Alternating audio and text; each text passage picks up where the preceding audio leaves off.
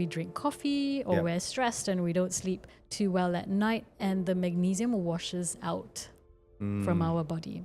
I've been a family physician for very close to 20 years now, trained in the UK, and I found that I was more interested in helping people come off medicines than going on medicines. I love that. It then became incompatible with working a retail clinic type setting. Any kind of chronic condition, Your body's talking then your to you. body's already saying that, hey, like the burnout is already there. Yeah. Even if you don't feel the drama of the burnout, the body's already compromised. An individual woman breaking down and having burnout often will come to me feeling like a failure, but it's not failure of them. It's a failure of the system constructs, right? in which we are operating. I also founded a clean supplement brand as well, which really started from crafting supplements for my most chemically sensitive patients. During the lockdowns, I realized that, hey, this formula is going to serve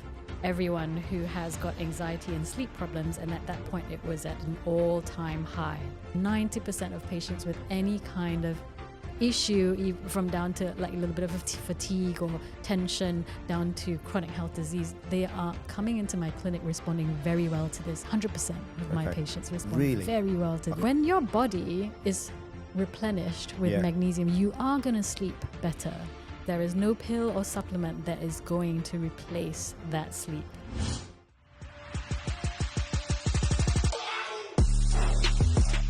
Good morning. Cool. That's all right. Good morning, Dr. Cheryl. How are you? Thank you. I'm very good. Well, thank you. You look lovely. Thanks, and thanks for having me. My pleasure. And I've wanted you on the show, for quite some time. And we met. I've got to give a shout out to Paul Foster at his 90 breath work. Was that the first time? Foster and Layla with their Foster the Love. Yes. Was that your first time going to one of those? It was my first time at a breathwork kind of a workshop situation. Obviously, breathing has been a very known thing, with meditation and all that. But when they kind of call it 9D breath work and they're talking through you and putting headphones on you, that was quite something, wasn't it? It was. And then you scream at the end. Yeah. There was quite... Not wanting to reveal too much more. Yeah. But, that was It was really quite guttural, and the thing is, you were there with your husband, Neil, your lovely husband, but I don't think I do that with my wife, because if there's any things dredged up or any animosity she has towards me over the last 23 years, it's going to come out there, isn't it? Yeah. I mean, I think for me, truth is truth. True. So between me and Neil, it's like, okay, whatever that is true comes up between us. Yeah. That's better than... Well, 5 children, there's nowhere to hide. It. Yeah, that's right. Well, look, for the few guests that may not know you, my audience members, can you be kind enough to give a quick intro and then we'll get stuck in? Yeah, so I call myself now a functional medicine doctor. I've been a family physician for very close to 20 years now, trained in the UK and, did all the hospital things and was finding my way. Finally, I realized that family physician as a job scope was much more family friendly for myself. So I went into that. And holistic health was really taking off. For me anyways, and for the patients that were approaching me. And I thought, hey, gosh, I didn't learn any of this. So I postgraduate trained, sponsored myself to study environmental and nutritional medicine. At the time, that's what it was called. And right now, functional medicine is more of the American marketed term that people understand. Integrative medicine is another word for it as well, holistic, So we look at root causes, and I found that I was more interested in helping people come off medicines than going on medicines. I love that. Yeah. So it then became incompatible with working a retail clinic type setting. So started the business in online coaching and empowering women and families to handle their care independently. And to use the healthcare system in a way that is empowering to them rather than restrictive or addictive. And I also founded a clean supplement brand as well, which really started from crafting supplements for my most chemically sensitive patients and during the lockdowns, I realized that, hey, this formula is going to serve everyone who has got anxiety and sleep problems. And at that point, it was at an all-time high. Wow. So I released it to my existing patients at the time, and they so very kindly referred it to everyone else around it. And it was just growing on its own as we looked at the numbers, and we thought, oh gosh, this is worth paying attention to, because it really needs to get out to more people. So that's what we're doing now. We're getting the brand out to more families through moms, because moms do a lot of the purchasing and of course. and all. Yeah. Well, it's an amazing journey. I can't wait to unpack it. So let's roll back. So you were born and raised in Singapore? Yes. Born and raised in Singapore. Okay. Always had itchy feet. Loved traveling. Yeah, me loved too. outside perspectives. Yeah. You know, by the time I was maybe 13, 14, I'd already thought, I want to go abroad, man. Like, Really? You know, I've had enough of this. What did your parents do? I was in the traditional or the local schooling system. Okay. Right. So did well and, you know, excelled in that. But second language with Chinese was not something natural that for me. So I did struggle with that. And so going abroad was like the best possible option, because then Chinese would be dropped. Yeah. So that was my little... How old were you when abroad? I was 17. So you did so your it was A-levels. after O-levels. Okay. After doing okay at... Actually really well in O-levels, because I was in a top school. So it was okay for the top school. But Overall. you know, overall in the whole country... Now I know it was actually pretty good. Do you remember your grades? No, actually. Why not? I mean, yeah, there's definitely A stars and A's in there. And then the lowest grade was a B. What subject? In Chinese. You still and got I a was B? made to retake it. Wow. Yeah, because you need the school needed a certain average standard, and I was pulling the average grade down. Isn't it crazy? Yeah, that's how schools are measured. So I was definitely a number in the school, and I said, hey, you know, can't do this now, because at the same time I was also like you in track and field. Yeah, so you were 200, 400, 800. Yeah, so I did. I remember doing everything. It was like 100 at some point. I was doing 100-meter relays. 200-meter had relays as well. Wow. Right? I've never run a 200 relay. Yeah, was it 200 relay? There was, normally there isn't, but there could have been. Normally there isn't, right? Yeah, that's right. But I remember some kind of thing. So anyway, there was definitely 200 in there. Okay. And then 400. And I realized actually 800 was a sweet spot. So I was like kind of gold, silver for 800 at certain meets at that time. You know, it's funny because I had Roger Black, who's the Olympic silver medalist in the 400 meters in 1996 behind the great Michael Johnson. And he was an idol of mine, he was a hero of mine. But he said, your event speaks to you, it calls you. And for me, I fell in love with 100 and 200 because my other hero was Linford Christie. Mm-hmm. And I was probably better suited for 400 or 800 meters. Right. So it's like Usain Bolt, he was actually fated to run the 400. I actually think he might have been a better 400 meter runner than he was even the 1 and 2. But so what happened was he was a 200 meter runner. His coach wanted him to run 400, and Usain Bolt said, look, I don't want to run 400 because it hurt, it's pain, it's hard. It's harder. So he said, look, if I run 100 meters in a fast time, I'll do the 1 and the 2. And that's how he fell into the 100 meters. Right. Crazy, right? And what part of it is fate? I don't know. I think it's things call you. Like Neil was called to you, and vice versa, right? You know. But for me, I don't think it was fate. It was just like I loved running as a youngster. When I was 8, I became the fastest boy in the first school. Whoa. And you know, when you have some success early and you enjoy it, you tend to pursue it. But I loved. And the thing about running, it's very pure. Yes. There's no BS. There's no politics. Really, you get rid of a lot of the team stuff, right? Yeah. I mean, I think that teamwork's definitely one of those skills that I learnt later. Yes. Yeah, because this was a very easy one to get, you know, to not have any variables around it, and it was just about you. I can imagine you were a very dainty, tall, elegant runner. Average size, compact, quite explosive.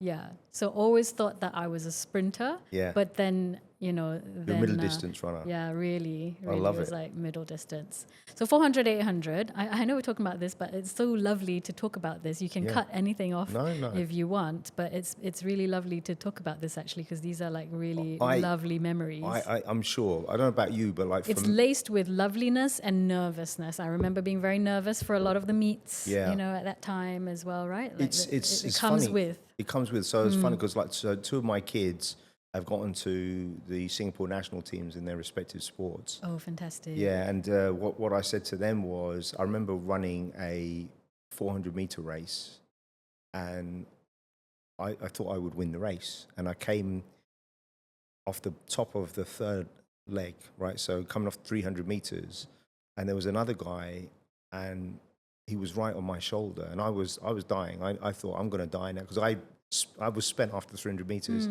And he went past me, and I knew I wasn't going to win, and I feigned an injury. I pretended I'd hurt my hamstring, but I didn't. What happened was I was embarrassed to lose because my parents were there. Yeah. And I told my kids that, and they were quite surprised because I'm kind of rah-rah, and I said, I'm telling you because I understand the pressure that you're going into in any game or boxing match or whatever, so don't stress about it. I'm with you, win, lose, or draw. But at the time, at 14, I just felt all this pressure in the world, That's right. as you said, That's beautiful, Paul, that you can give that to your children. Well, you try to learn. But what I've learned through my son is he said, because he wasn't naturally a gifted athlete. He didn't think he was. And I always believed in him. And I think it's really interesting about psychology, because his younger sister, who's 2 years younger than him, up until he was about 13 or 14, she was stronger and faster than him. She was 2 years younger. And I think that put him off. And, I always felt Caden, he could be the best in Singapore if he put his mind to it. And but what I learned as a parent, that kids don't always listen to their parents. So I got him a great coach to come to the house during COVID. And then he got into the Singapore national team, and he started to flourish. And it's difficult because you push and you pull. And my wife always says that where I have failed is because I'll compare me to the kids or the kids to me. Right? And it's difficult because I would look at him and he'd be doing push-ups with the national team. And I think at the time, like the most any boy could do is like 60 or 70 push-ups. And I said, son, I can do more than that now, right? That you need to be going for 100. And he was at about 30. I said, I know you can do it. When I was your age, I could do 5 sets of 100 with a minute in between. You can do it. But that kind of backfired. So I learned from that. And the other thing I learned, and I love talking about being a parent, is he then said to me one day that he was afraid. I said, what are you afraid of? I don't know if I'm good enough. I'm afraid of getting hurt, and I don't want to hit people. And I said, well, that last one's a major issue if you're boxing, but if someone's coming after you. But what I realized in that moment, and I was 45 at the time, I'm 48 now, was actually, I was probably always afraid, in life in general. But you bury it deep. Do you know what I mean? And you put on this facade, I'm not afraid. And that's what a lot of men do. So I've learned that through my kids. And then hopefully the girls are learning from that. But the difference... It's amazing that you're sharing this, because you're also revealing that to me, to realize also that, things that we push down, you can get away with in your life. And then you have children, and they'll... You don't want, you don't want them. Even in work, I always thought I love confrontation in business and in life. When I was a sportsman, when I was a boxer or a martial artist, I love confrontation. And I realized I won nearly most things through intimidation, because I would tell people I'm physically superior to you. I'm the best in everything, right?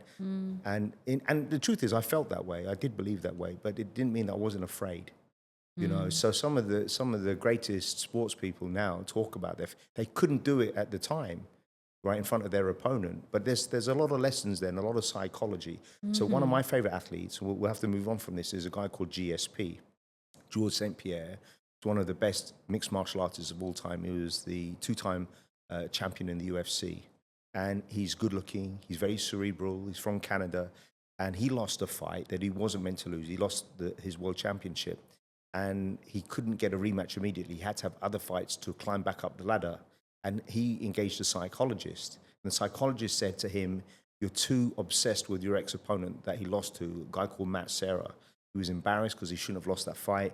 And he was so busy thinking about him, he wouldn't even think about the guy that he was fighting next, who was very dangerous. So psychologists gave him a brick and made him write Matt Serra's name on the brick. He said, you're going to carry that brick everywhere you go. When you go to training, you have to go up the stairs, you've got to put it in your bag. You cannot take the brick out until I allow you to take the brick out. And then after about 6 months, it's quite tiring, right? And then he said, can I take the brick out? No, you can't. You haven't given this up yet. And eventually he said, you can get rid of the brick now. So he went to the nearest river and he threw it away. And then physically and psychologically, he felt some sort of relief. Of course. It's so interesting, right? Wow, like to use that and to instigate change. It really teaches me here that it's not about saying the thing. Oh, just let it go.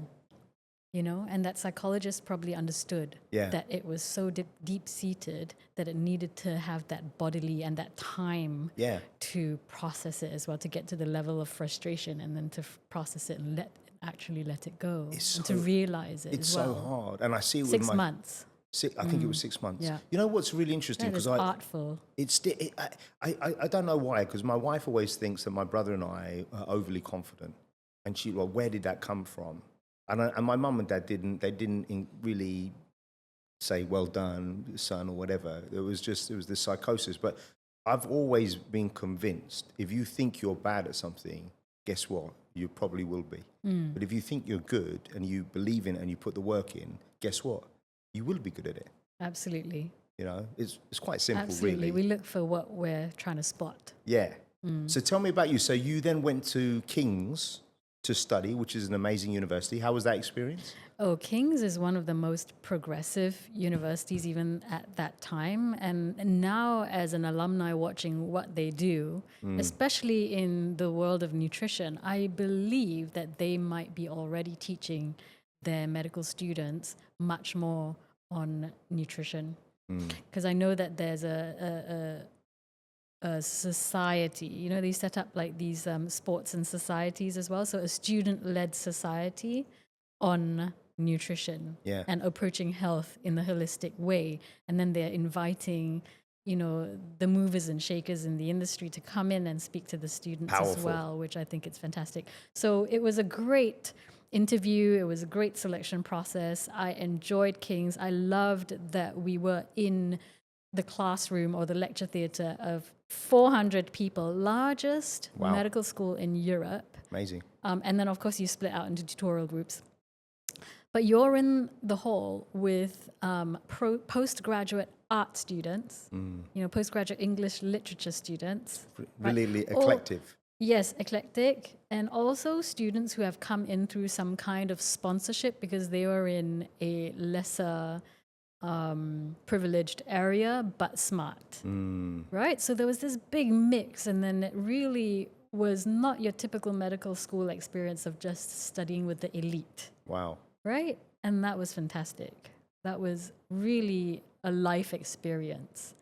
And then the first thing that they asked at the interview, which really is telling of what a kind of school they are, is about ethics and your reasoning around a particular case. You know, they're big on mental health as well. And this was back then, right? Yeah, then in 2001 was the interview process. I graduated in 2007.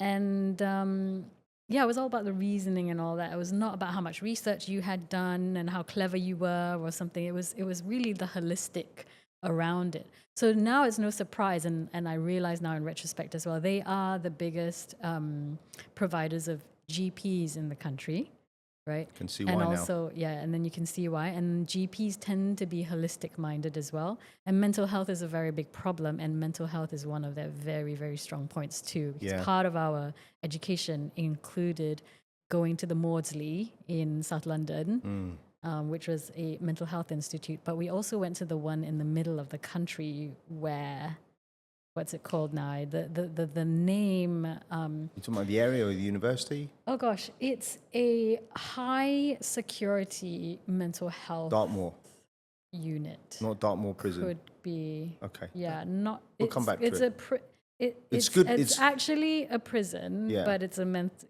turned mental health Okay. unit, you know? It's good that I don't know because it means I haven't been. Huge security Yeah. around the area. Could be we took a Dartmoor. bus off- There's one yeah. other that the name escapes me. Okay. Yeah. So mental health was a big exposure for a lot of the King's College students as well. You know, it's interesting talking about university because I was read an article maybe a week ago saying that there's a sale on most MBAs globally because all their students are kind of backing off now. And I think with technology and AI, it's like, will universities still have the same kind of meaning in MBAs anyway? Did I catch you correctly? So MBAs are dropping their prices. They're dropping the prices, up to 40% for some of the universities because Yeah. so many of the MBA grads can't get jobs. Yeah. Right. And, when my wife, because I went to a university which was crap and I learned nothing at university. And it was I worked full time throughout uni, but I think about it now because I want my kids to go to university. But when my wife got into Yale to do a master's and a PhD, she came back, I think it was on the first day of a master's program. And the professor said, don't worry about getting great grades. Because someone asked, like, how do you do really well and excel? You've already gone into Yale. Now what you're going to focus on is changing the landscape of the legal framework. You're going to impact the world. You're already here. Now you focus on doing good work. And I just love that. I thought that was so powerful because that's what it should be. You're already there. You're already there. And now what are you going to do with it? Right? How are you going to learn? How are you going to apply it? Isn't that cool? So what happened when you came out of King's? What was the next step for you? So with King's, I mean, with any kind of a medical degree, after that, you have to do your internship. Hard work, right? Right? And gather your experience. Yeah. And it mirrors a little bit of the apprenticeship model. With medicine, there's that. Yeah. Right? So you do that, and then you gather enough experience, and then you hopefully gather enough self-knowledge as well by that point to know what you want to specialize in, and then you go specialize. And they're trying to push people through early specialization as well these days, I think, to churn out doctors quicker and whatnot. So yeah, that's generally how it works with medicine. So went through all the hospital specialties, palliative care, care of the elderly, A&E, respiratory medicine, neurology, all of it. Yeah, it's hard, right? Surgery, when you think about medicine, I've seen both my parents go through palliative care. It's a really difficult part of the process. My consultant was depressed. Really? Yes, we can couldn't imagine. really supervise me while I was doing that as well. Well, it's so hard. Yeah, I mean, it painted my picture of where I wanted to be, because if you're seeing your bosses not happy, then that's your kind of ladder, then you wonder what's at the end of the ladder and whether you really want to do this whole ladder climbing. Then you have to have the courage to switch out, right, and do something different. To switch out. So I did a lot of research at that time and wondered whether I could switch out, or was very acutely aware of my transferable skills even at that time. So, I kept at Did you identify what they were? You had so many, right? Oh, there's a lot, but it's hard to see. It's hard to see and assess your own transferable skills because they're so specialist by that point. Yeah. So if you were to do that, probably you want a coach to guide you with it. But I think on that point, we have to step back, right, and objectively look at what's in front of you, because when it's under your own nose, it's not easy. It's not easy to do it from the inside. It's so tough, right? And much simpler for someone on the outside to be like, hey, you're in the wrong fit or something. Yeah. But it's not easy. Talking about apprenticeships, I think they're a great idea. My prediction is that a lot of multinationals will end up running almost their own university programs, but in the form of an apprenticeship. So if I ran a multinational, I was thinking about this week, in fact, if you had a program, say a 5-year program, and rather than someone going to university say, well, look, come and work with us, you will get an EMBA or an MBA, whatever you want to call it. You will have on-the-job learning, and then you got a job for 5 years whilst you're getting this, and then you're bonded. I think that's the future, because I think, I worry about, I look at my wife, just like everyone, you go and see a doctor now, and they're typing in front of you on the computer, what is this ailment? right? Yeah. Which is, I get it, but it's a bit disconcerting, right? Yeah. It's not actually about the knowledge. It's about what you do with the knowledge and your thinking process, right? Yes. And it's even more stark now that, hey, we're not here for the knowledge, because every patient can also do the same Yes. AI search now. Crazy, right? Yeah, which is great. But I agree with you on the apprenticeship, and I can totally see how that's a way that people go down. And with my kids as well, and the oldest coming 9, and us homeschooling, You're homeschooling. yeah, we decided. Well, I think we'll put it this way: we decided not to send them to the Singapore local school. Yeah. Yeah, so that's all it is. I'm not against schools, or anything, but for my family and what I wanted to solidify and focus on with them, which was their health and their nutrition and their mental health and their connection and their closeness with their parents, which is us. Yeah. Then really I felt that was a priority. Wow. More than getting the busy work done of the ABCs and the phonics and the whatnot. And the magic of that is that they are all actually ahead. I can imagine. So the doing less Yeah. actually was more, Yeah. which was fantastic. And so it made me look at, oh, wow, the first one went into preschool. The second one had an experience of it for about a couple of months and started crying. And we were like, okay, fine. And then by the third and fourth and fifth one, we're like, actually, I can see that they're all learning what they need to learn without the fanfare and without the expense. Out the expense. Well, the thing is, what you have is you have your own mini school. I have you a have mini the school. You have your own socialization. That's not- another thing. it's not that one kid at you home. have to. You're Yeah. right. Thanks for recognizing that, because Yeah. I'm teaching Nathaniel, who's 9, his Chinese, and his responsibility, so-called, after that, or at least I praise him for that and I recognize him for that, is that if he's able to then teach Yeah. his sister or his brothers Yeah. what he's just learned, Yeah. that gives me the assurance that I know he's learnt it. 100%. And he knows that I recognize that. And that's even a better way, that's solid. That's solid knowledge. And the youngest Yeah. one will be the most dangerous, will be the most prolific, because they mature dangerous, a lot more mature quickly, lots right? quicker, yeah. My 11-year-old, Gosh, yeah. she's going on 21. She's giving me life advice, marital advice about the way Right. my interactions with my wife. It cracks me up. So They can imagine your fifth see one. everything. But Yeah. I want to touch upon that, because you and Neil really are outliers. We're outliers. I realize that. Have you read that book, Malcolm Gladwell? No, he had a prior book, didn't he? Yeah, he's written some great books. But The Tipping Point? yes. Yeah. If you think about this, let's touch upon this. And I do want to, as an entrepreneur, you both run your own businesses. So you've stepped away from the conventional norm of a corporate life and a corporate paycheck. You've got 5 kids under the age of 10. So the Singapore government must be quite happy with you. You're keeping the national average up. Yeah. But you're probably not, we don't get anything really from it. We don't get much of a... There's been some nicer bonuses that have been going into, their dental checkups and things like that. So I do appreciate that. Do you get extra bonuses? Because I've got 3 kids. I don't know how you do it with 5, man. You guys are savages. Yeah, savage, clinically crazy, maybe. Well, let's break. I want to come back to that in a minute, but let's unpack the rest of your journey, because I don't want to forget it. So you went on to do brain biochemistry. That's right. So how it works out with, holistic training at that point, and that you must think, right, now functional medicine has its own course and everything. But back then, it was you learned from whoever you could learn from, and you learned from your patients. So studying nutrition and studying environmental medicine was as structured as it was.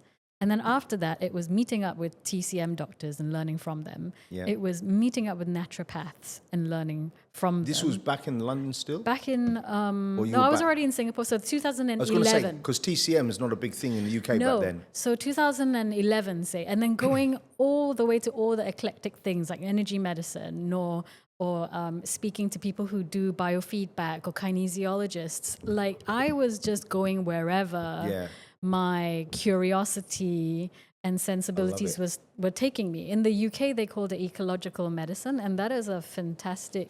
It was started by the allergists. Okay. So there's another small little group of people as well who began their work as allergists, and they were noticing more and more kids being allergic and more people being allergic to almost everything, and then they started studying on these people. So. And then really understanding their environment. But environmental medicine hasn't got that ring to it. Yeah. I'll just say that. But, like you picking and pulling from everywhere that you can learn from, because I wanted to know what made a person healthy. I didn't really fancy focusing on the disease anymore. Yeah. I wanted to build health. Yes. And so I just pulled information from everywhere. I love it. From legitimate to like more cowboy techniques at that time being judged as, and then put things together in my head to a point where I'm pretty satisfied I can, pattern recognize and also organize care around a person.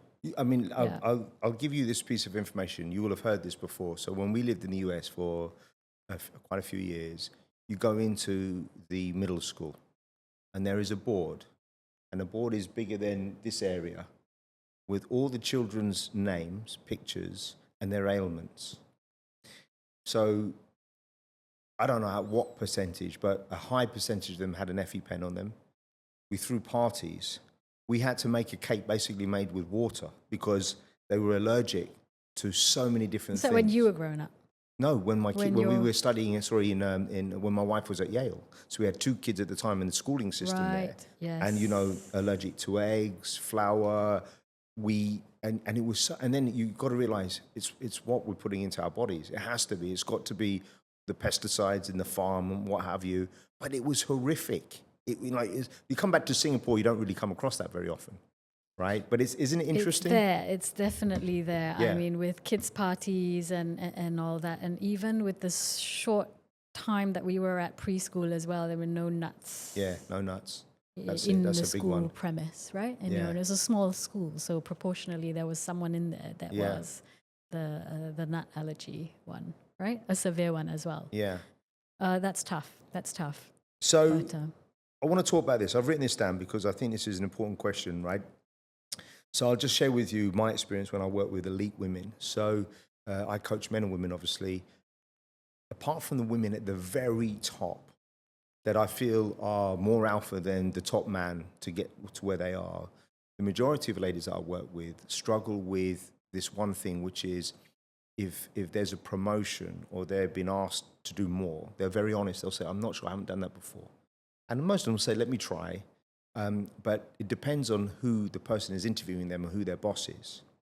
Because sometimes the ladies end up self-sabotaging themselves, right? And if you think about, especially in Asia, these amazing women, they have to go home and become Asian wives. And they're leading teams and businesses and franchises. And then the men, if they're given the same task and challenge, and they don't know what to do, no problem, I can do it, mate. And they'll bullshit it. But the question I've written down linked to that is high-performing women. So high-performing women often normalize fatigue and hormone chaos, right? Why do you feel that this is so common but ignored? Because I'm seeing this all the time. Yeah. It almost takes that to succeed in the world as it's structured today. It's just the existing structures that we have today and actually generations before us as well that have created this. So I see women almost exclusively, and it's very, very different to when I see their husbands. When I see their husbands, things are just so easy, right? If there's a certain change that they need to make, they make it, they move on. They don't need the whole holding of it. But we carry so much just from how society has been structured in the last 50 years, possibly. And we've borne a lot of the stresses, the expectations, the cultural norms, like all of that is resting on the women, and you can't just shed it and move on. So there's a lot of nuance and holding when we say change a behavior. Like, how do you change a hypermasculine behavior which was set up to help you survive? you, not just you, your mother, your grandmother, and all that, it's all carried down, this behavior trait, yeah. right? How do you just kind of get rid of it? Because now you're like, oh yeah, it served me so well, but now it's inconvenient. Snap. No, can't. Yeah. It's in your nervous system. And it's deep. in the nervous systems of all the women around you. Yes. So how? So this is a deeper problem, a social problem, actually. And it's very hard to deconstruct, right? And the danger comes in blaming. The women already self-blame. They go, why can't I deal with this? Something's wrong with me. I should change and I need to do better for my fatigue. And not realizing that they're carrying the fatigue in the system of themselves, their parents and their grandparents. They're working their bodies into a system that isn't built for their body. Yeah. Or cycle. Yes. Or nature. Yeah. So it's that big thing. So an individual woman breaking down and having burnout often will come to me feeling like a failure, but it's not failure of them. It's a failure of the system right? in which we are operating. Yeah. So I have real compassion and sympathy and understanding of this. Well, the understanding is growing all the time as well. But I recognize that. You know what's so interesting? It's like my two heroes in my life was my mum and my wife. And when our first child was born, Caden, he was in hospital for the first 3 months, on and off. And we were worried. It was a bit touch and go. And that's where I started to lose my hair very quickly. And I felt sick for 2 weeks, so much so that I couldn't go and see him because he was in the neonatal ward. And my wife was just a rock, and we spent every night with him. And then I realized how tough she is. And if I look at my own family, my dad had a stroke when I was 14 and he could never work again properly. And my mum always worked. She was a chartered surveyor, but then she became the breadwinner. We became a single income family. And I just saw how, most women are they're emotionally tougher than most men, I believe. I think they can handle a lot more. And then I was talking to my daughters the other day and I just said, most men die before the women. So maybe you should go out with a younger guy. But when you get older, we were teasing each other, and it was quite like, because they were saying, "Daddy, when do you think we'll get married? How old will we be?" And all that kind of stuff. But don't you feel that women sometimes are not appreciated in that one regard? Because I just think women are a lot tougher than men emotionally.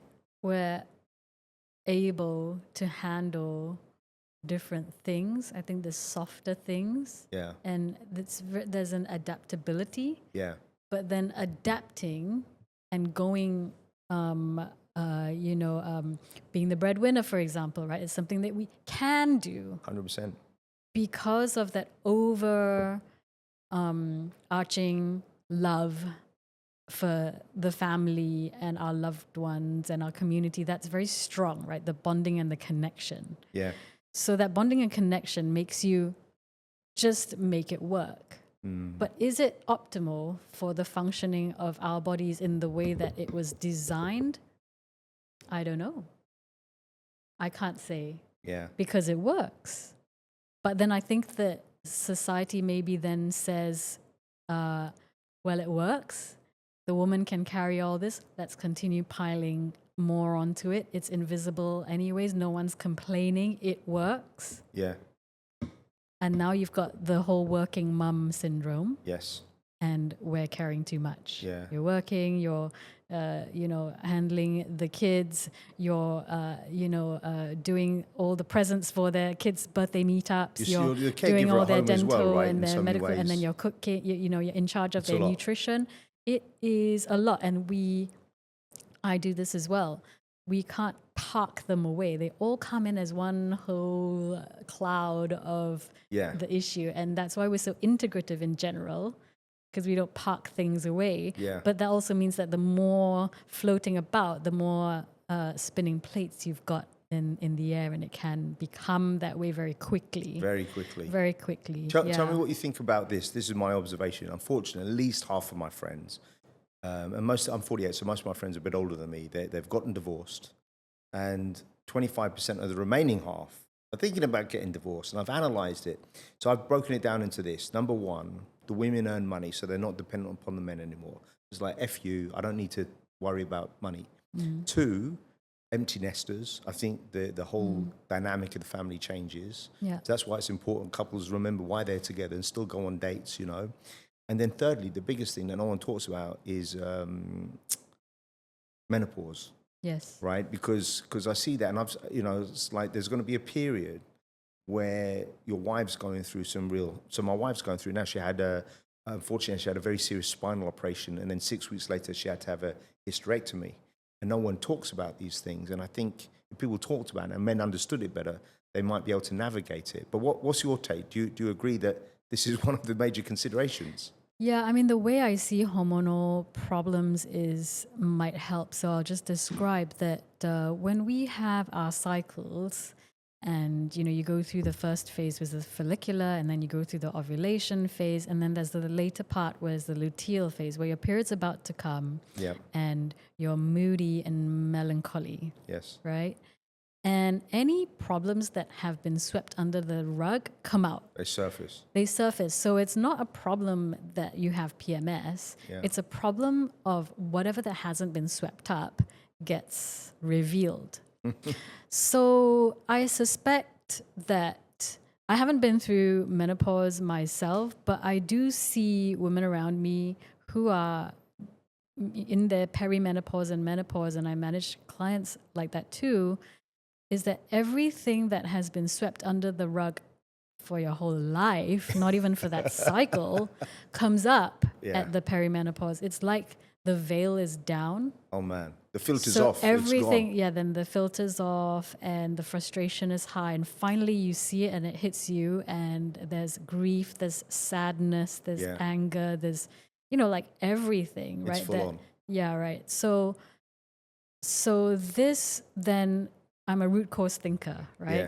So this then leads me back to how do we prevent this from happening? It's really doing that sweep every month, not masking your PMS with a pill or some fancy schmancy self-care flotation bath or whatever it is, but dealing with the thing at that point as it comes up and sweeping then. Yes. Then there'll be less to sweep at the end. Yes. And of course, with relationships and everything like that as well. So I find that is the kind of little flags that your body's like, hello, deal with me. And a lot of the times we don't, because it's inconvenient and life is happening at too fast a pace and we have to keep going. Yeah. Then you'll have a pile of dust. You know, I said to my wife, up. you know, because this is our 20th wedding anniversary. So on Saturday, we're going to the US. Congratulations. With the 3 kids. Thank you. Well, she needs the congratulations putting up with my crazy ass, right? Because I can assure you, I'm not an easy person to live with. But so the 3 kids are coming with us. My son's got some time off from NS, and we're going to renew our vows in Jackson Hole, Wyoming. I've just got this lovely place we're going to stay in. It's going to be just the 5 of us, and it was just the 2 of us. Now it's 5 of us. I thought that would be lovely. It's beautiful. Yeah, but I was telling my wife, I was teasing. I said, "Baby, I know what it's like now living with me." She goes, "What do you mean?" I said, "Exactly what you just did," because she was so passive and relaxed. And then I said, "This is like getting back to my boxing days." You know, she goes, "What do you mean?" I said, "I'm dodging bullets, like, you know." So I've got, like I said, so we have a rule now that we will not drink alcohol together. Because if my wife, she rarely drinks, but if she drinks maybe more than 2 or 3 glasses of wine, she's going to remember what I did 20 years ago, and she remembers everything. So I just run. At that point, I'm out of here, babes. Right. Okay. Oh my goodness. Okay. No, yep. but we've got such a wonderful relationship. And what I realize is you have to keep talking. You got to laugh at it, you know. And so I want to write a few books. I'm in the process of doing it. But one of the books is How to Win Her Twice, right? And because I think it's marriage, as you know, it's for a lot of people it becomes old.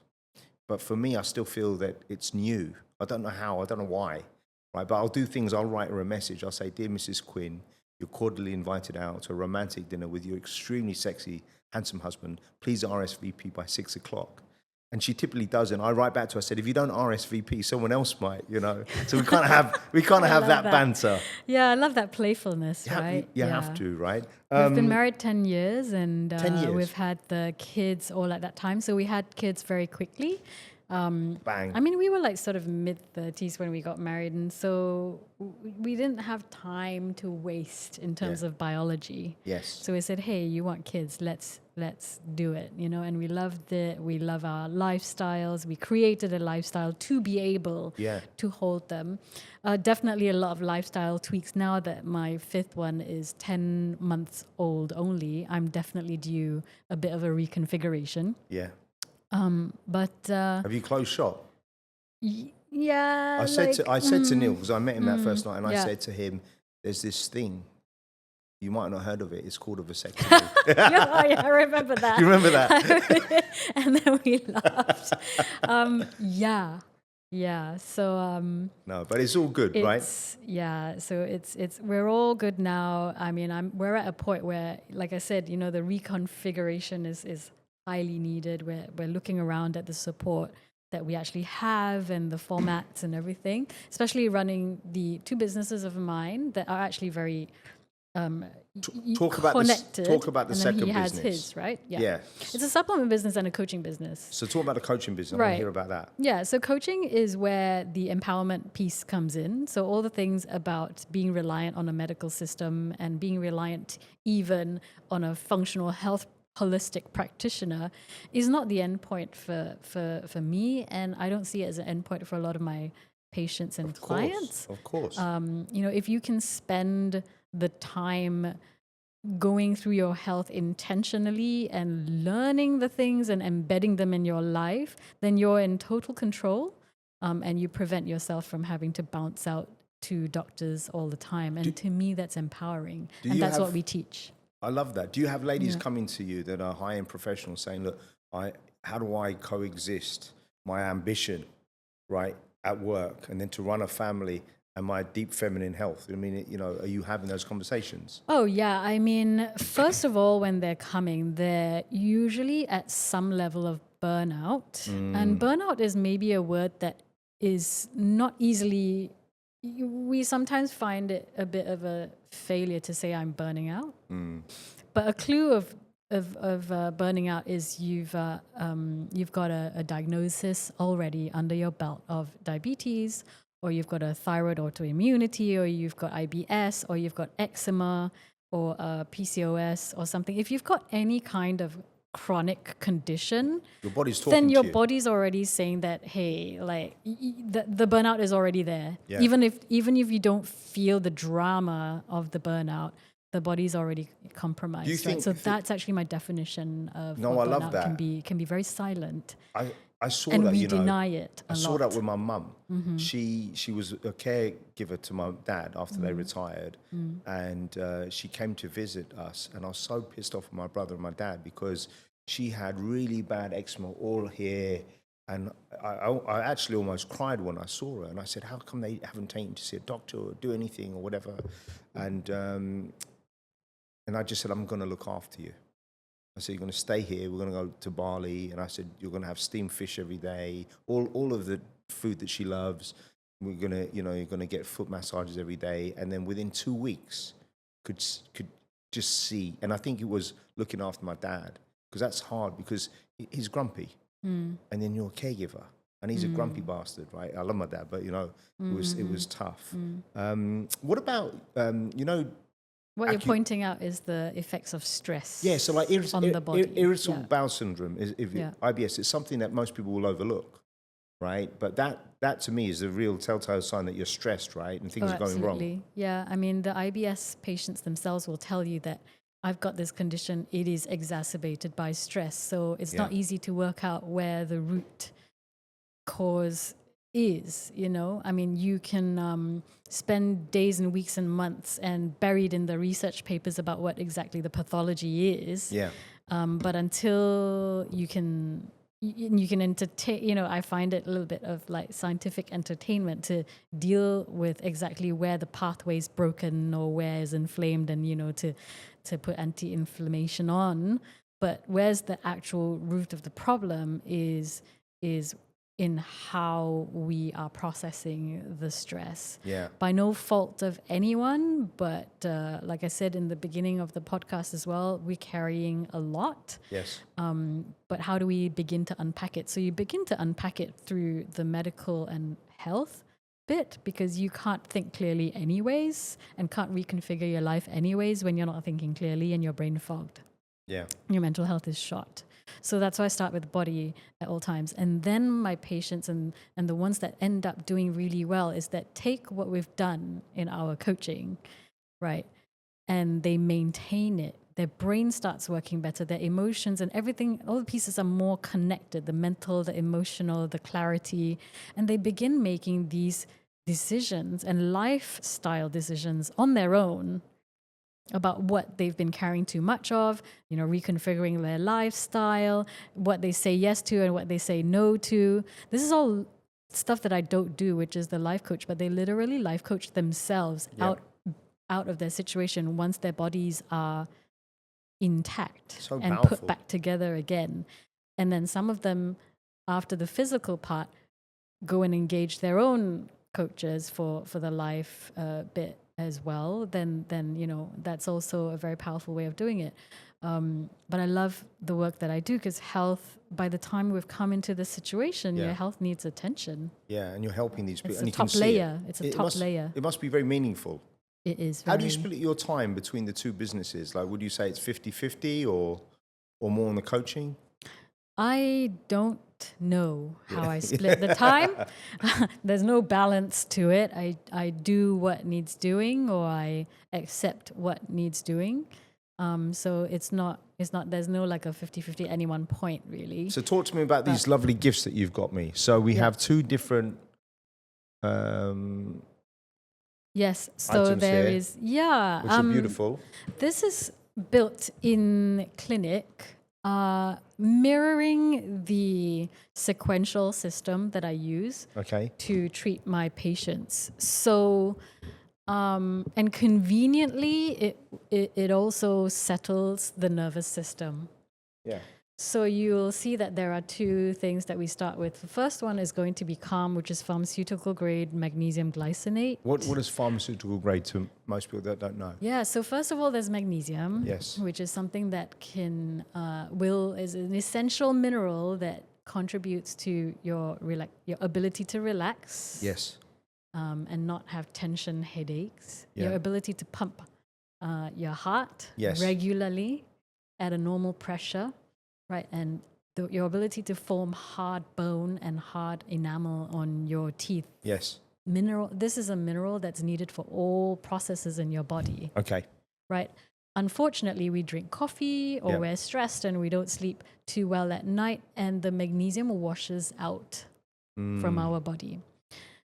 And for a start, the magnesium in the soil has been washed out already. So whatever Depleted. we're eating is not replenishing it enough. And that is why 90% of patients with any kind of issue, from down to like a little bit of fatigue or tension down to chronic health disease, they are coming into my clinic responding very well to this. 100% of my patients respond very well to this. I can't wait to try it. Because they're already depleted. Yes. By the time they try something. Yes. And when I push this out to the wider community, that means my non-patients, just like supplement customers. Yeah. Again, no referral, no marketing spend, but people coming back to buy this grade. Wow. And it's working. Well. Yeah. So what's the second one? Deep sleep. Yes. So you would stack them. When your body is replenished with magnesium, you are going to sleep better. Everything's just going to work better. If you're on chronic health medication, they'll work better as well, a lot less side effects, say, for example, right?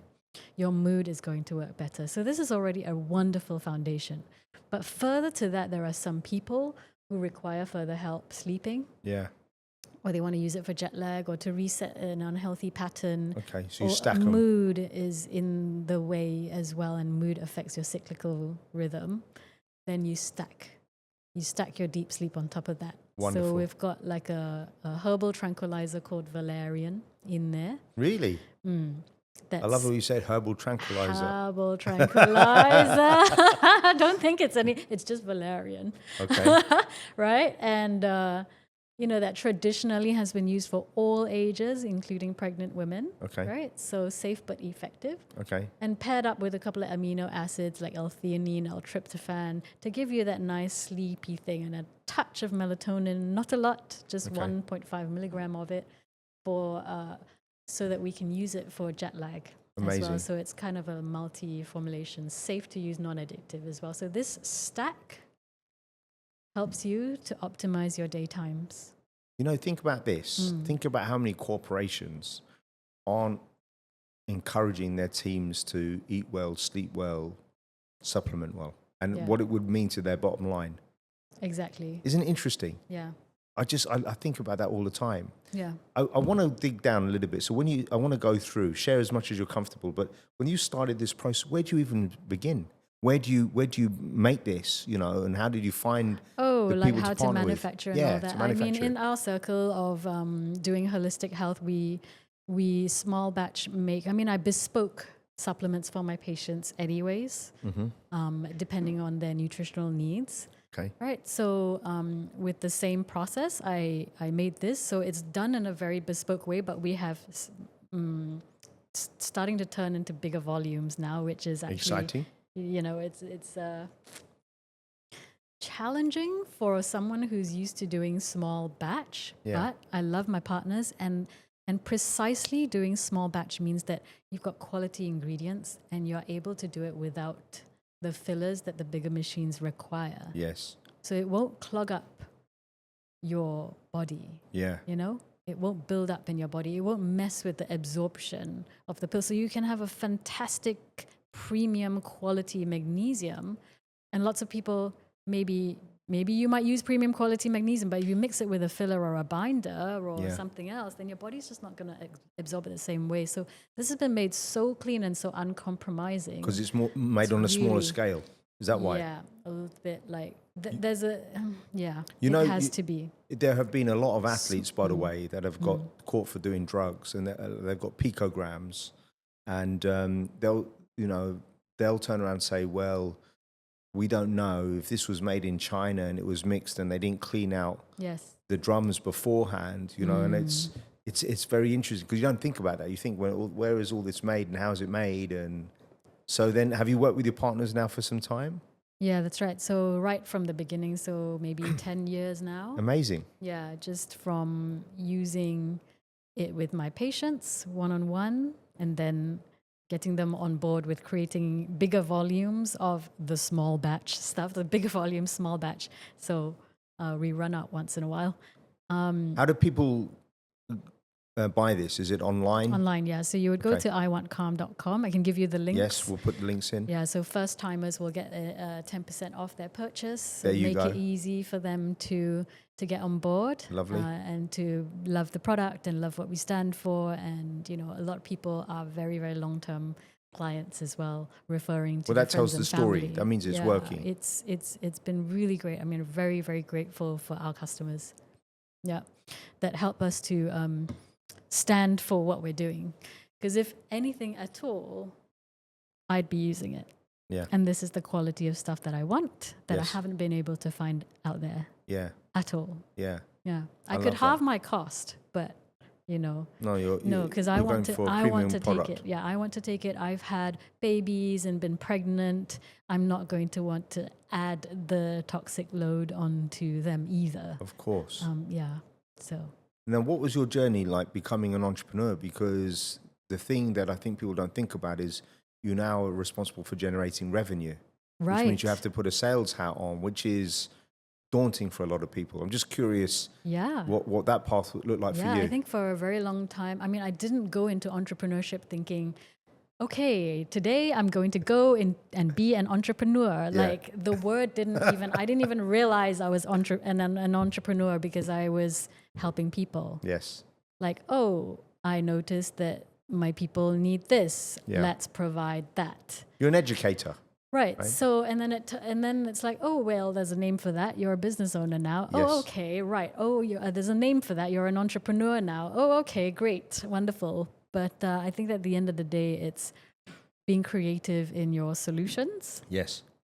And providing those solutions, and then boom, you've got a business, I guess. Yeah. Right. For sure. Well, it helps that you're very genuine. Yeah. But I do think, I always talk to people, even if you're a lawyer and you become a partner in a law firm, all of a sudden you now become a salesperson because you've got to create revenue. So you just got to put that marketing hat on and, Yeah, that's right. You talk about masculine, feminine as well, right? There's all that. So when I was trying to do it all on my own, perhaps there was a little bit. I am quite masculine.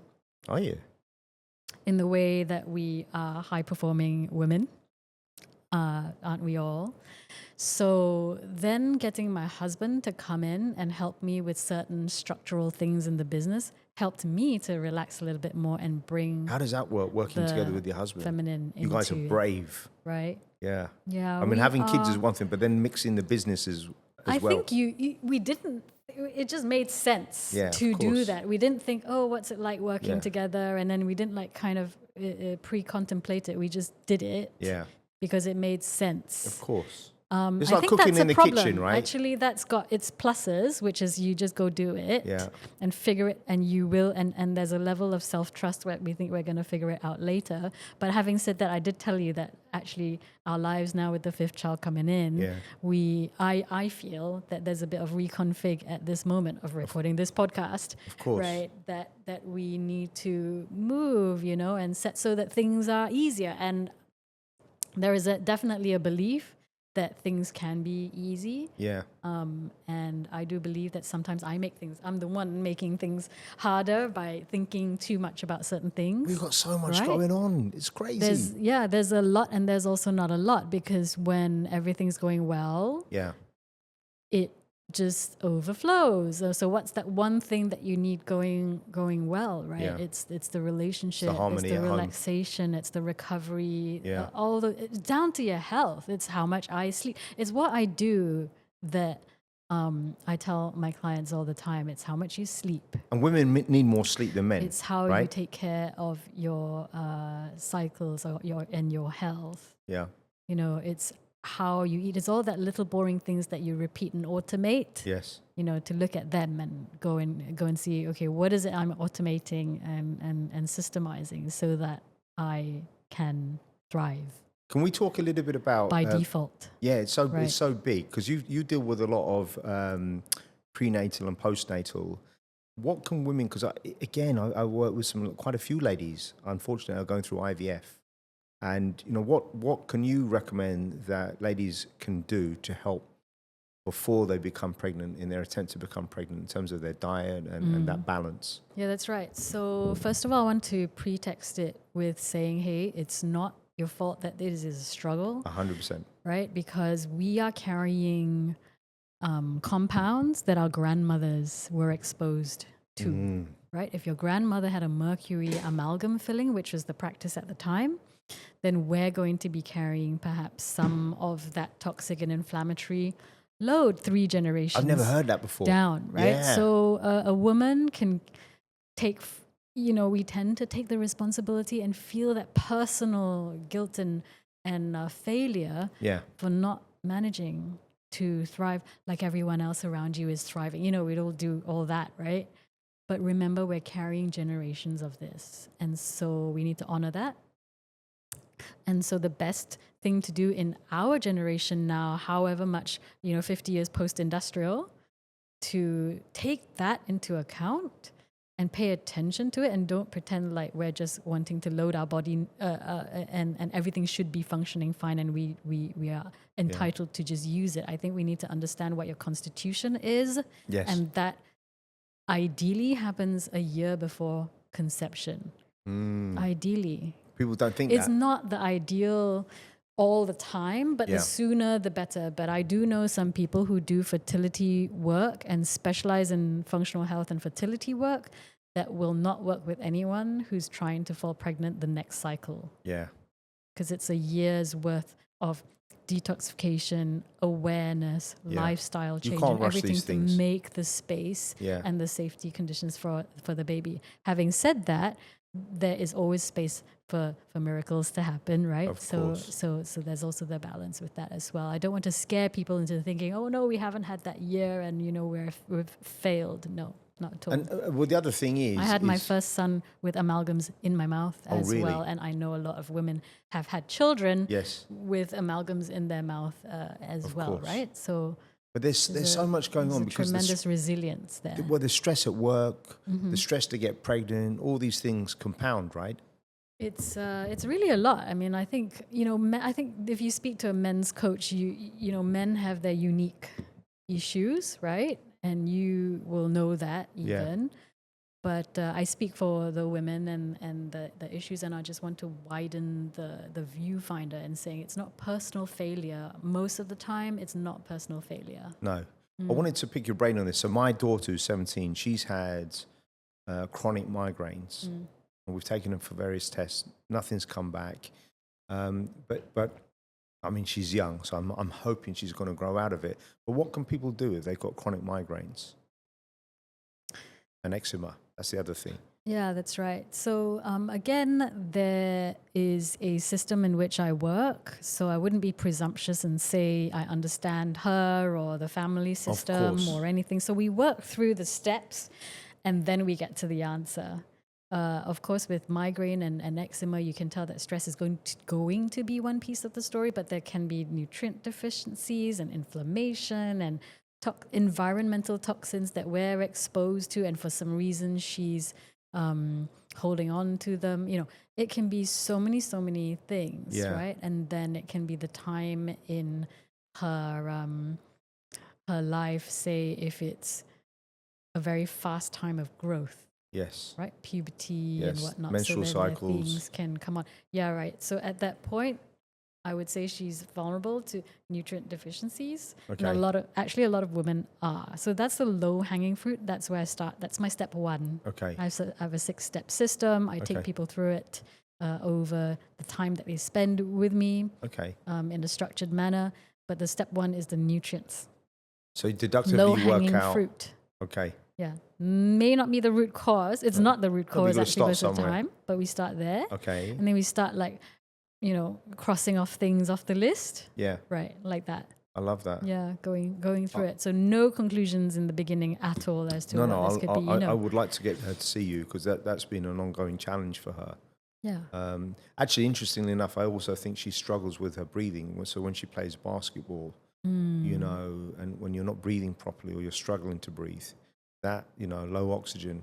Correct. That will probably have a big one. Correct. I want to tell you about a great TV show I watched years ago on the BBC, and it was about food, and it was about how one handled stress. So it had it had 5 sets of twins that went into the forest, and they were given 2 different types of food. So one set of twins, 3 square meals like you have in the UK, lunch, dinner, breakfast.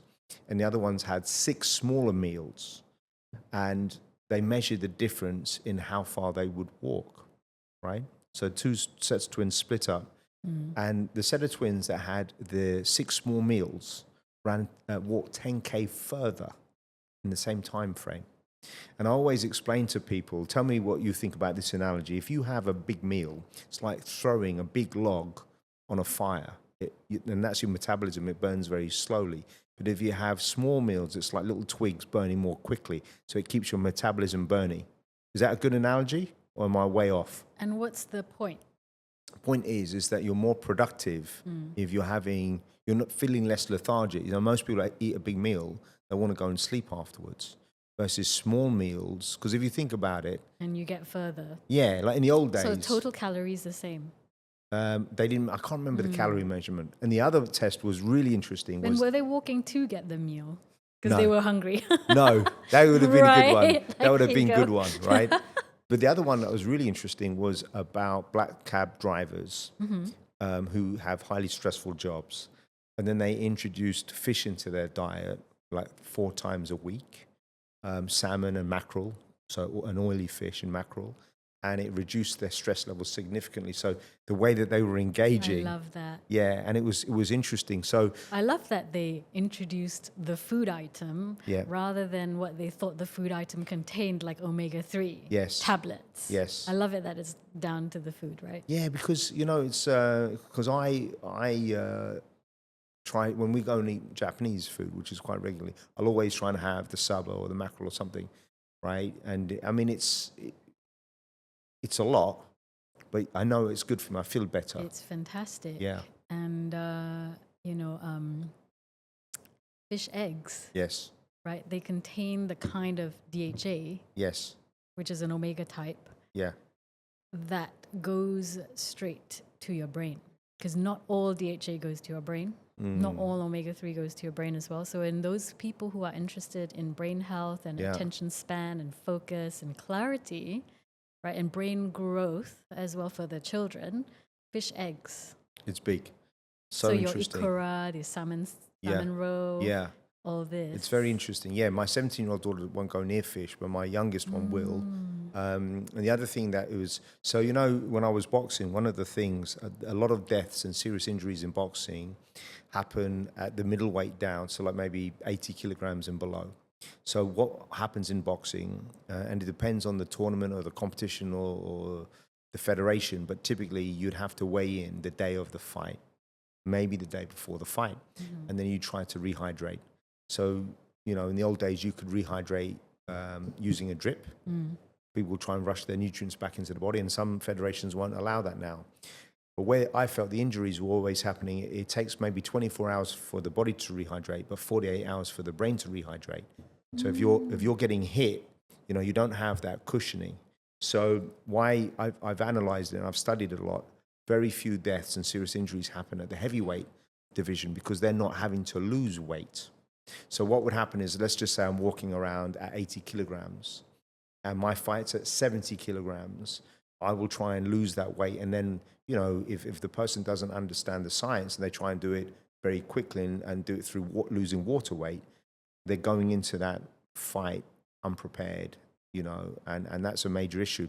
So dehydrated? Dehydrated. It's a major issue. And so there are some competitions now that will say they will measure your percentage of hydration, right? And it's quite scientific in order, no, you can't do this, or they'll measure your walk around weight. And if your walk around weight is 80 kilograms, you can't lose more than 10% if you're going to compete.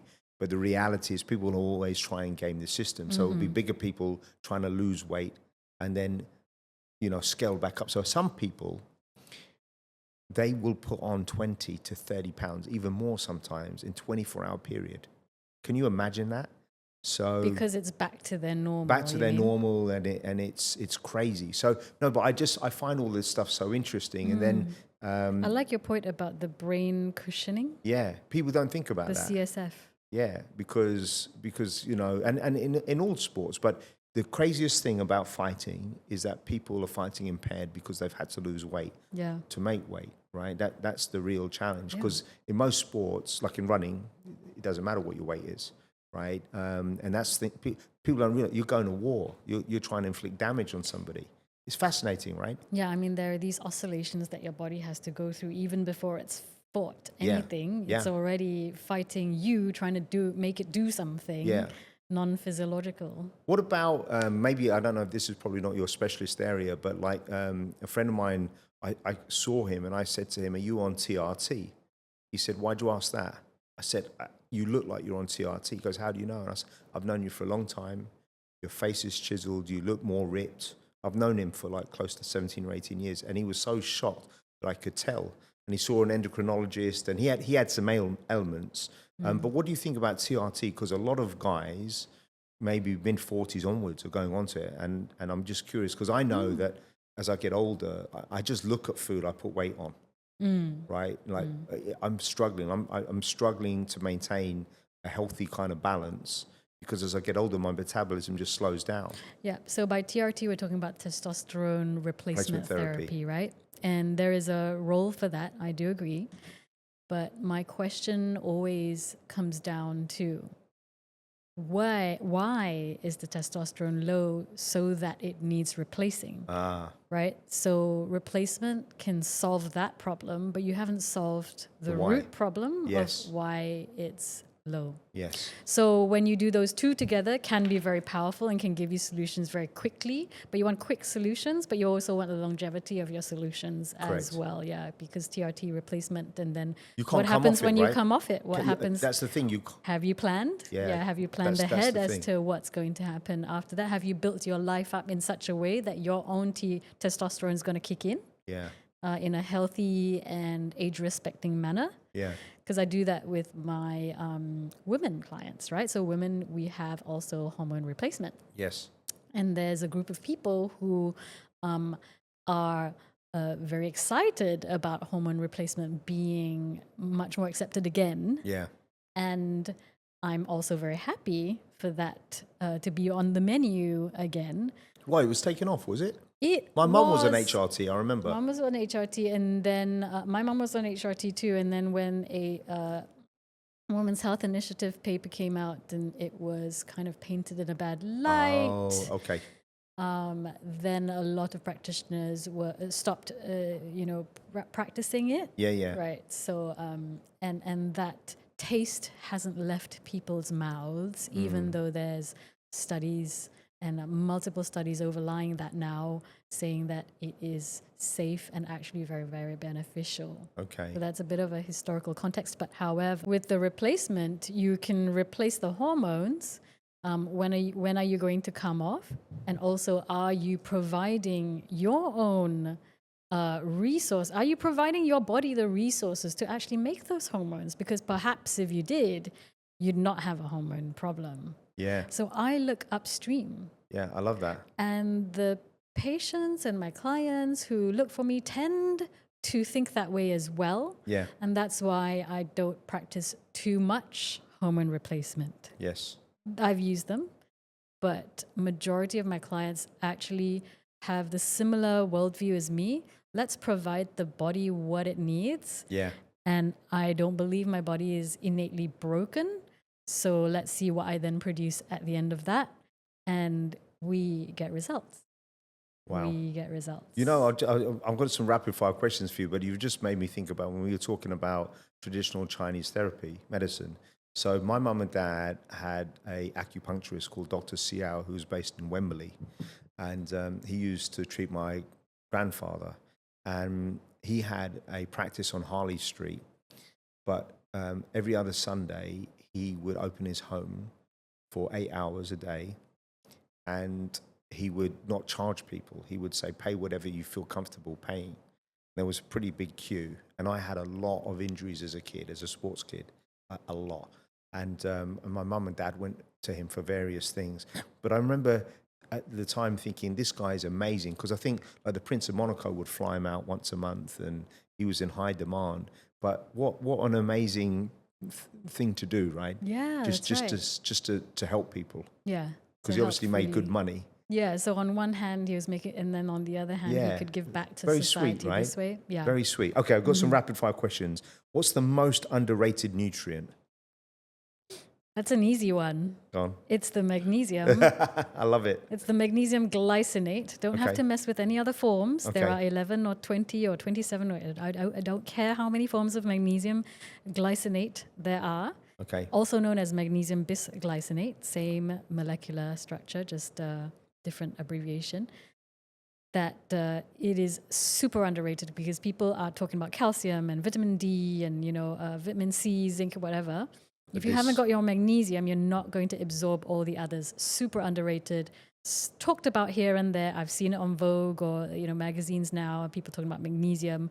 Still underrated and still unknown to a lot of people who come to me and go, "What's magnesium? Is it like calcium? Is it manganese? Well, I'm not taking what it, is so I'm excited. Absolutely, super underrated. Branch chain amino acids. Do they help? BCAAs. Do they help with delayed onset muscle soreness? You know something. I am a person who likes to give your body everything. Like, why only give the branch chain amino acids? So creatine as well, is it? Why only give the branch chain? Why don't you give all the amino acids? In a soup. Okay. In a soup. Yeah. Right. Okay. in a very, very long cooked, slow cooked soup, and you have all your amino acids in there in a, not a bone broth, but a everything broth. Yes. Bone, fat, cartilage, meat. Wow. So you get all your amino acids in there. Why only do the branch chain Think about ones? that's traditional mama's cooking, right? In the old days. Why only do the branch chain one? Yeah, because I processorize in families, so our kid's not gonna take the branch chain. No, I love that. Of course. Yeah. Most overrated wellness trend at the moment. There's a lot. I should have thought about this one for a long time. Why don't you give me a couple, and then I will kind of. Well, if you think about diet, right? So at the moment, if you don't eat food, you fast, water fast for 3 days, come back, maybe bone broth. You don't agree with it? Don't think it's so? Overrated will be anything that promises a quick fix and sounds like a panacea. What about? Right? Like NMN pills, yes. right? This is a new compound, and they've discovered that NMN increases your ATP production in your body. These are peptides, are they? And NMN is actually a B vitamin derivative, and they find that your mitochondria and all your cells need it, and it actually is used in a lot of anti-aging formulas. And it's supposed to give you lots of energy and make you feel younger and whatnot. Okay? Yes. And people are using it as the next magic pill, because everyone loves magic pills and don't want to look at the foundations that actually change lifestyles. And if your lifestyle is shit, then your NMN is going to work well for you. NMN. Okay. Right? It's going to work well for you because it's going to patch you up. Not MMMs, the chocolates. No, not M&Ms, and not Eminem either. Yes. But quick fixes, right? But in my clients that I've been working with, we are having all our foundations so good and we're functioning optimally that they don't respond to NMN anymore. Why? Because they're already producing it optimally themselves. Yes. So I don't believe in quick fixes and, the whole longevity, new ingredients here and there whatsoever. But I keep an eye on them. But this is one of them that's making its rounds. And I just, I've tried it myself as well and just didn't feel anything. So that's not a measure of whether it does work either. But philosophically as well, my focus is not to burden someone with taking their 2 capsules of NMN 3 times a day. Okay. But telling them, you need to sleep max. Yes. And you got to start here. What about these magic tablets and injections people are taking to lose weight? There's 2 main ones at the moment. The Ozempics and all that. Ozempic, yeah. Yeah, I mean, there's definitely a place for it. I've seen a lot of people, and the thing is, you can see it because they've lost so much weight, they've shrunk. They do look good. But do you think it's sustainable? Well, I went in and looked at the data of the weight regain or the rebound weight gain that they get after they stopped. Significant, is it? And within 2 years, it's not 100%, it's more than 100%. So there is something it does to you that is not sustainable and Can not they keep permanent. on it, though? You can't stay on that stuff forever, can you? I don't think it's healthy to, but I'm not. I've not really gone down that path. Yeah. I mean, I certainly think that there is a role for it and there's a suitable cohort of patients for it. Yeah. I just don't think it's everyone. And when you look at data telling you that the weight gain is almost guaranteed, that's scary. the rate regain and rebound weight gain is more than before. You got to think. Yeah. But people are short-sighted. That's what I looked at. You know what my son said to me, because he's got a great 6-pack, 8-pack even at the moment. He goes, when we're renewing the vows, I said, I've been working so much, I haven't lost it. I wanted to lose about 8 kg and come in slim and, we want to get some nice pictures. He said, don't worry, Dad, you look good. I said, oh, thanks, son. He goes, by the way, I'm going to get you this shirt that compresses your gut and it keeps it all in for the pictures. And I said, fuck off, mate. Don't worry, you look great, but here's this special he was winding me up big time. And then my daughter said, you don't need that, Caden. There's cling film in the kitchen. You can wrap that around yourself a couple of times, Dad. Yeah. But that's retribution. What's the most misunderstood hormone in women's health?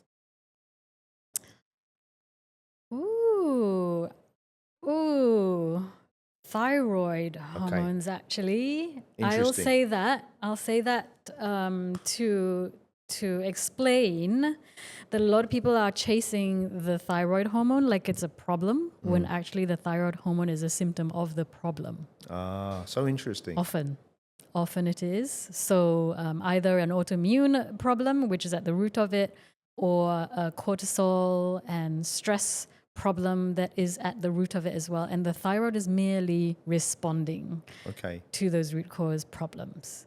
So where we work is on the root cause, because I use the thyroid as a marker of how well we're doing. I don't treat the thyroid necessarily all the time. So interesting. Treating the thyroid to me is like chasing your tail, right? I love that. So a lot of women have thyroid disorders. So you measure it. Chasing the tails, yeah. So we work on the What symptoms do high-performing women normalize that they shouldn't do so?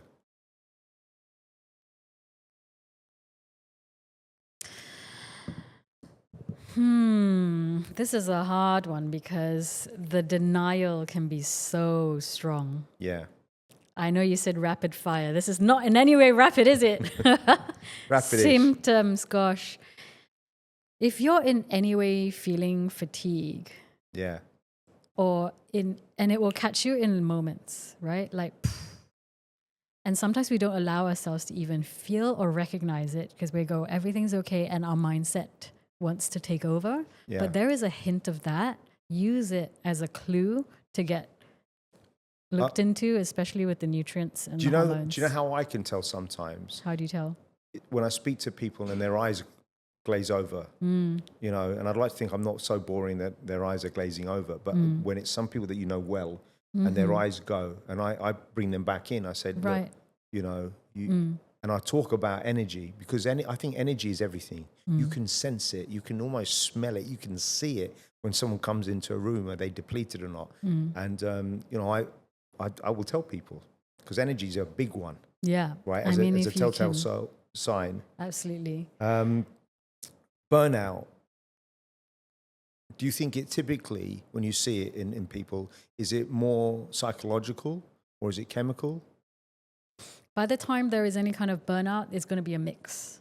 100%. It really is. I mean, I wish I could give you a quick answer to that, but it really is going to be a mix. By the time you hit the recognition of burnout, or you already have a problem with functioning, then either the mindset has been so deep rooted and driven us to a point of chemical and mineral and nutrient and inflammation imbalance. Yeah. So, and that itself can then be a vicious cycle back into the negativity of it as well. So it's really cycle, but it actually begins with the cultural norms almost. Yeah. And the habits that we think are helpful to us. Yes.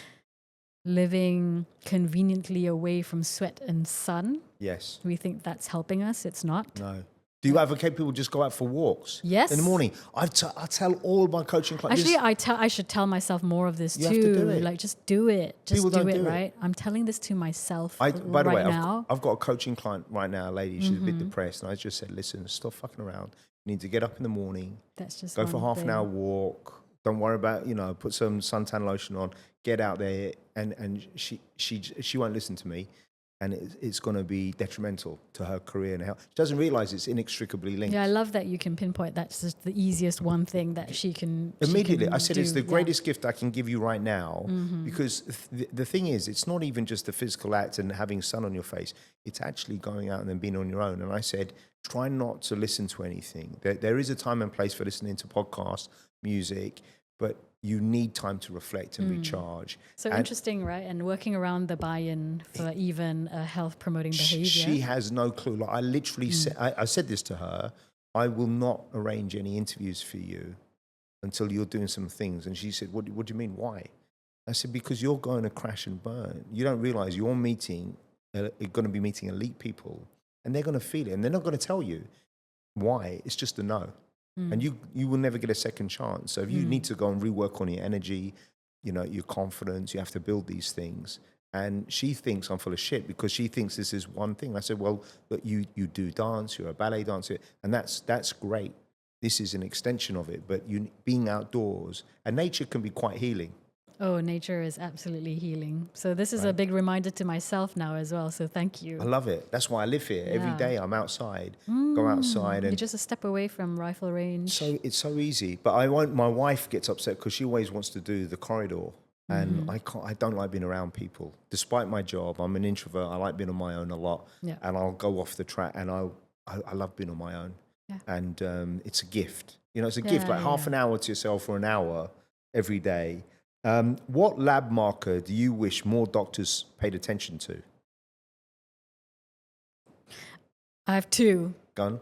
Right. So the first one is vitamin D, and a lot of people are already doing that. It's just making sure that you're aiming for optimal rather than alive. Okay. So that's one.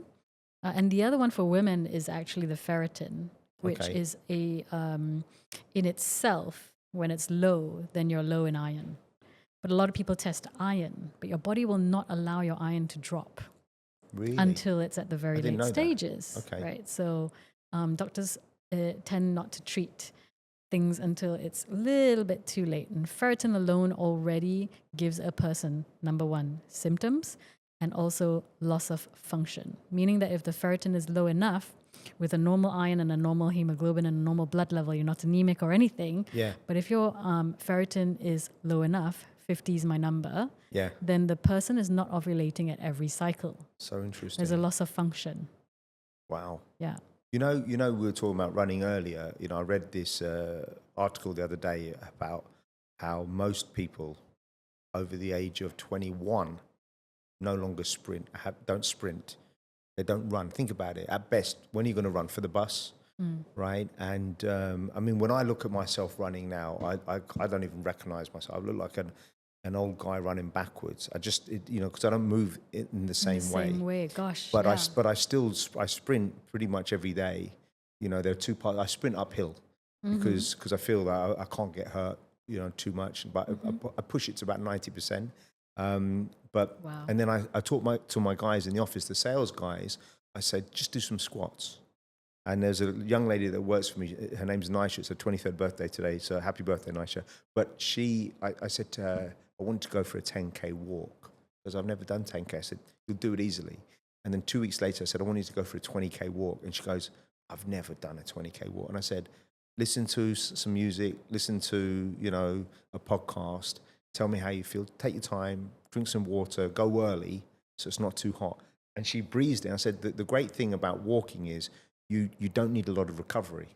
You can literally go home, have a shower, be at your desk, no problem. And I think walking is very underrated. Oh, yeah. That's what my PT says as well. Walking, are you getting your 10,000 steps in? It's just super underrated. It's so underrated. And you can, you can either make time for it or you can just go walk a bus stop or something like that, right? Where does the measurement of 220 minus your age being your maximum heart rate? You know that measurement? Yeah. Where does the 220 come from? Do you know the history? I don't know it. No, I'm curious where these things come from. But if you take that, I always say to guys, like, you work out, if you use that principle, if you're doing 120 to 135 heart rate, which is not too high, that's the fat burning zone. That's where you're comfortable walking without being too distressed. It's a gift. Yeah. I love it. Yeah. Okay. Having the numbers is one thing to measure, but when you're out in the woods walking, you're not, unless you have a device with you, you should be able to tell you can yourself. Feel. Like if you've got to stop for 10 minutes, all right, take a break. Yeah, listen to I like your body. those markers because they force you to tune in to your body a lot more than wearing something and allowing that thing to tell you what's going on. Yeah. True.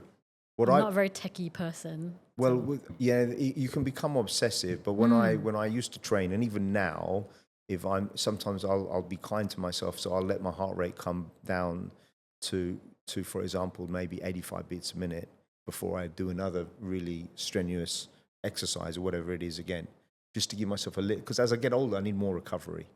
Okay. It's embarrassing to me sometimes. Like my eyesight's gone. 2 years ago, I had perfect vision.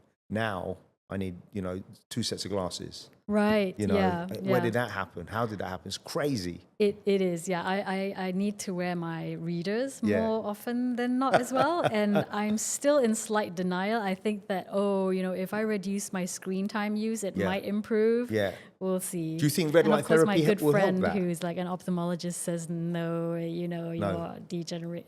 It's That's going just- downhill from here. That's just what it is, right? Right. It's crazy. Yeah. Okay. In terms of wellness right now, what are the few things you think Wellness? that someone in their 40s or 50s, male or female, should be doing, like daily routines that are not too difficult, not too expensive, that will help optimize their health? So one you've talked about, which is walking, Yes. ideally with a friend, so you settle the social piece. Ideally, and you can't say no to a friend as easily as you can say no to yourself. Very good. I think that's the one thing, right? I love that. And then you get to talk. For women, very important. Yes. We like to chatter and things. Maybe you like to walk alone. Yes. Right. That's the difference. Yes. And ideally in nature and in the sun. So you're settling so many things at once. You're settling your vitamin D. You're settling your nature. You're grounding. You're settling your social thing, and you're getting the steps in. I mean, that's 4 in 1. Yeah. Such a powerful thing as well, right? In the morning. And in the morning sun, you'll reset your circadian rhythm, and then you'll lean into the second thing that you absolutely must do, which is sleep well. Yes. And I'm not saying that I'm perfect in this or whatever, but that is something that definitely going to lean into the most, because there is no pill or supplement that is going to replace that sleep. Yeah. You can cope for a while, and I've done that in my shift work and whatnot, taken B vitamins to prop myself up, but eventually I have to sleep, right? Or the mood and everything's going to sleep. Big time. Yeah, so those are the 2 things, and they're so unsexy. It's just, it's funny, right? I wish I could give you some like special No, but that's the point. jazzy things, but it's But really that's the point. that. Yeah. I think movement just in general is so underrated. Yeah. Like this is going to crack you up. So I was teaching a sales team at a bank, and there was an alpha male there. He's like the top sales guy, and I just said, you're a hunter in a sales context? He goes, yes.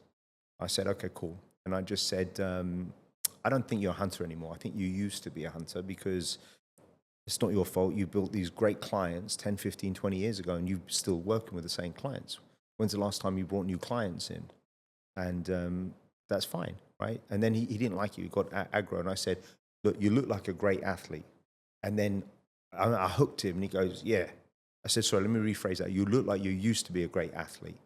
And that pissed him off. So I said to him, my point is this. I'm not the athlete I was. You're probably not. And you're probably not the hunter you were. So this was about sales. But he got really agitated. Said, well, how many push-ups can you do in a row now? And he said 30. And I said, you should be ashamed of yourself. Because if you're a real sportsman, you could do at least at your age 50. And but my point was that people stop setting personal bests. So I'm not going to beat any personal best now, anytime soon, vis-a-vis when I was a young man. But I can beat my personal best against last week. And I can recalibrate. And I think the greatest thing about sports or cooking or whatever your hobbies are, try new things. I use cooking as an example. So, try and cook a new dish or recalibrate and do a new type of exercise. And that BBC show, there was another extension of it, which was longevity. So the number one type of exercise that prolonged health, based on this study of people in their 70s and 80s, was dancing. Because they said people enjoy it, the rhythm, the memory to remember the steps, the socialization. And I thought, isn't that brilliant? Dance because you like Love it. Yeah. You're hopefully not dancing because it's good for your health and gives you longevity. Yeah. You see, in itself, it's a thing to do. And by the way, you're going to live longer and all that with it, right? It is. It's there fascinating. is something that we have overthought, I think. We always think that, I'm going to do something because it's going to give us longevity or health. How about doing things that you just love? Because doing anything you love is going to get you happier anyways. And less stressed anyways, and those things are going to lead to a better kind of a life what do you call that? Quality of life. Yeah. Right. But people over-engineer things, and everyone's trying to sell new Dancing. ideas. But They said racket sports as well increases your lifespan. You know. But Yes. am I going to pick up a racket sport because it increases my lifespan if I don't like racket sports? No, you know, of like, course so not. that's another thing. It's Talking just- of which, it my doesn't 17-year-old connect daughter, for me. she's we argue a lot because we're similar, but it's fun argument. And so I picked her up from basketball the other night, and it was 10 o'clock after training, and she wanted me to take her to Popeyes. I said, I'll go on then. And of course I had to eat with her, but she said, Daddy, you're on TikTok. And I said, I'm not, but one of my guys set up a TikTok account. I've never used it. She goes, I know. I go, why? And she goes, I've done 2 TikToks with you recently. It got a lot of views. I said, what did you do? And I was dancing in my cowboy hat. I was in my boxer shorts, my T-shirt, and there was music and I was dancing to it. I didn't know she was flipping filming. And the other one, which was last week, I took my 2 daughters out for dinner. And there's a wig shop in Great World City. And we were walking past it on the way out to the car park. And they said, Daddy, I dare you to go in there and get a fitting. I said, yeah, of course. You know, like, so I go in there and the 2 women thought, prime suspect for selling a $5,000 wig to. And I didn't know she'd filmed the whole flipping thing. And what's worse is she chose the one clip where I was closing my eyes because they were putting on, and I was like this, and it looked terrible. It looked like I was really enjoying the process. So, like, moral of the story is don't mess with your kids because they can do you. They can do it very well as well. Why that clip, right? She's onto something. I know, do it. No, Let her do it. I've done it now. I didn't know she put them out there. She put them out there. So look, That's awesome. are there any projects that you're working on? You want to tell us about? Oh gosh, now it's more of doing what I do better and with more ease. Okay. I would say. Yeah. So I just want to find that way of doing everything with more ease, and I get to bring that to my clients and the people I work with as well. I love it. So Do you have a that's my physical little clinic? Or where do you do your I coaching? consult on Zoom. Okay. Yeah, that's how it works out for me and the family. I love it this way. Yeah. And my patients then get their bloods done after, and then we meet again. How do you do it? Done You send the phlebotomist to them, or how do you No, do it? there are lots of labs in Singapore that they can go to with the form that I give them. Yeah. So Do you think drips will become a thing in Singapore? vitamin drips? Yeah, because in the US they are, but they're not here. Yeah, and in places even like Bali or Thailand, you're do it. getting them hangover drips and whatnot, Yeah. right? So in Singapore, the regulations allow a IV iron drip, but apart from that, That's it. That's it. Yeah, that's right. Because when I was in the US, I had drips a few times, and it was I don't know. I don't know if it worked or not, but I enjoyed it because I tried different things. Right. Yeah. I mean, we've tried it as well, but again, the nature of being optimal already meant that the drips didn't really give me that. Because you're already there. Right. It didn't give me the energy hike that I was expecting to have because people were talking about the energy hike. And I realized, they might have been missing quite a lot of things and got that drip to fix them temporarily. They didn't have the base, the foundation of what you're saying. So when you have your base, you stop buying into these things. You just don't need it. Well, Cheryl, it's been a pleasure. Thank you for sharing your amazing story. I'm in awe of you and your husband because, like people say to me, you've got 3 kids. How are you managing? I was thinking, I've got 3, you've got 5 under the age of 10 and 3 businesses between you and your husband. Amazing. We are mad. We are mad, But in the best we're possible enjoying way. it. Yeah.